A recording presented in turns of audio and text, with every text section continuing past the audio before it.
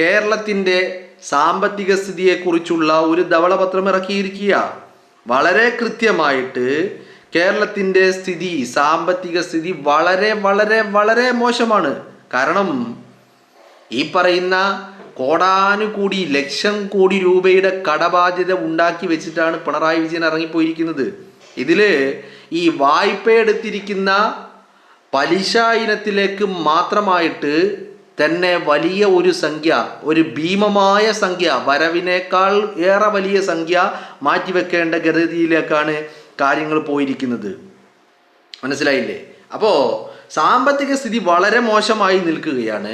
അവിടെ കൃത്യമായ നയങ്ങളും സമീപനങ്ങളും തീരുമാനങ്ങളും ഒക്കെ ഉറപ്പിച്ചുകൊണ്ട് തന്നെയാണ് കസേരയിലിരിക്കുന്നത്. ഇനി അങ്ങോട്ട് തീരുമാനിച്ചുണ്ടാക്കേണ്ടതല്ല. ഇതൊക്കെ മാർഗരേഖ കയ്യിൽ വെച്ചുകൊണ്ടാണ് കേരളത്തിൻ്റെ മുഖ്യമന്ത്രി കസേരയിൽ സതീശൻ ഇരിക്കുന്നത്. കൃത്യമായിട്ട് തീരുമാനങ്ങൾ എടുത്തിട്ട് ആണ് ഈ തെരഞ്ഞെടുപ്പിനെ നേരിടാൻ പോലും ഇറങ്ങി തിരിച്ചത്. അതാ സതീശൻ്റെ ഒരു പ്രത്യേകത. പ്രതിപക്ഷ നേതാവായിരിക്കുമ്പോൾ സൊല്യൂഷൻ അടക്കം കണ്ടെത്തിയിട്ടാണ് തെരഞ്ഞെടുപ്പിനെ പോലും നേരിട്ടത്. അപ്പോൾ ആ മനുഷ്യൻ്റെ ഒരു കോൺഫിഡൻസ് എത്രത്തോളം ഉണ്ടായിട്ടുണ്ടാകണം നിങ്ങളൊന്ന് ആലോചിച്ച് നോക്ക്.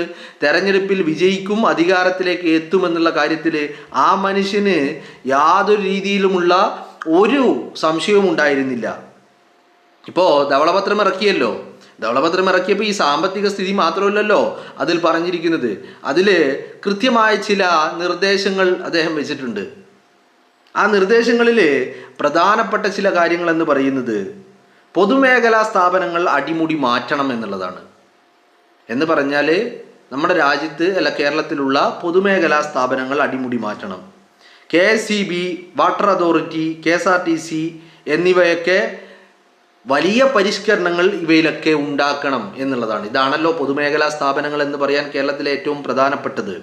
KSEB ആണ് ഒന്ന്, മറ്റൊന്ന് KSRTC ആണ്, പിന്നൊന്ന് ഈ വാട്ടർ അതോറിറ്റിയാണ്. ഇതിലൊക്കെ വലിയ മാറ്റങ്ങൾ ഉണ്ടാക്കും എന്നുള്ളത് തന്നെയാണ്. വലിയ മാറ്റങ്ങൾ എന്ന് പറഞ്ഞാൽ വലിയ രീതിയിലുള്ള പല മാറ്റങ്ങൾ.